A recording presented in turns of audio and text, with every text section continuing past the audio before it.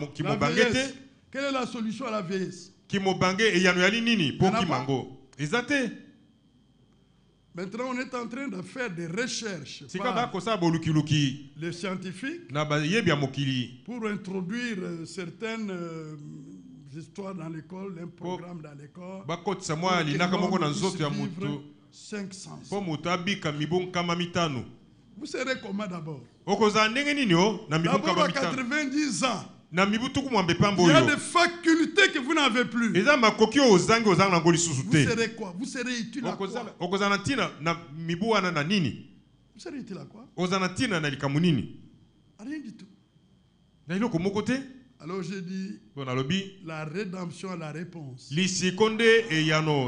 redeviendrons jeunes éternellement dans la gloire avec Dieu.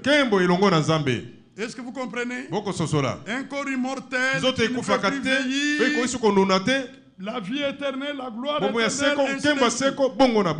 mais j'ai beaucoup aimé un inhumanisme et que ça va très vite. Déjà, actuellement, à l'heure où nous parlons, sur la côte ouest aux États-Unis, il y a une truie qui s'appelle Gertrude, dont le cerveau est pucé, et on lui donne des informations numériques. C'est-à-dire qu'on fabrique dans le cerveau de ce cochon des souvenirs de choses qu'elle n'aura pas vécues. Ça veut dire qu'on peut enlever les souvenirs de choses qu'elle aura proprement vécues, et ce qui est possible sur cet animal est possible sur les humains.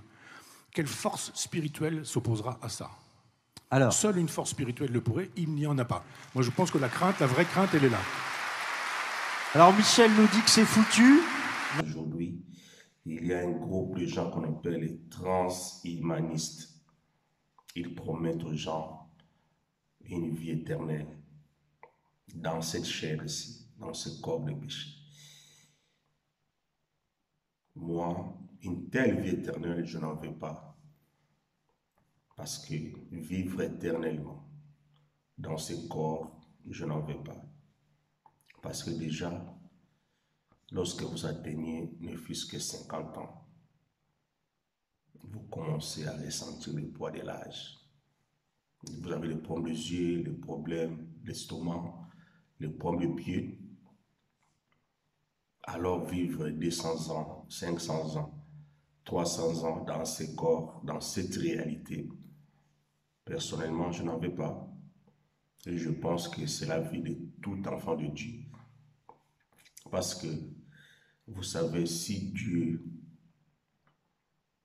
voulait que l'homme vive éternellement, étant malheureux, il allait laisser qu'Adam et Ève puissent manger de l'arbre de vie. Après qu'ils aient mangé de l'arbre, du fruit de l'arbre de la connaissance du bien et du mal. Mais Dieu avait placé les chérubins pour les empêcher. Parce qu'il savait que vivre éternellement étant pécheur, vivre éternellement étant dans cette condition de péché, c'est la pire des choses qui puisse arriver à un homme. Raison pour laquelle la mort pour les hommes est considérée comme un repos. Parce que la vie ici-bas est très difficile et très compliquée. Nous battons chaque jour. Raison pour laquelle notre Dieu, pour nous accorder la vie éternelle, il a commencé d'abord par payer le prix du péché, puis restaurer toutes choses. Il va restaurer la terre. Il va nous donner un nouveau corps. Dans ce corps-là, nous n'aurons plus à souffrir, nous n'aurons plus la fatigue, nous n'aurons plus à être malades. Dieu nous promet un corps nouveau pour vivre avec dans une vie éternelle. Il va écarter tout obstacle, tout problème, tout souci. C'est cela l'offre de Dieu. Ne prêtez pas attention à l'offre de Jeff Bezos, par exemple.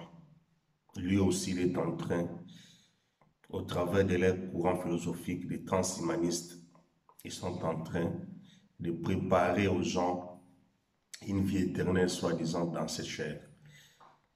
Il y a même des gens, parmi les fortunés de ce monde, ils donnent ils font des accords avant de mourir, ils donnent leurs organes, leur corps, pour les placer dans un frigo dans des réfrigérateurs géants jusqu'à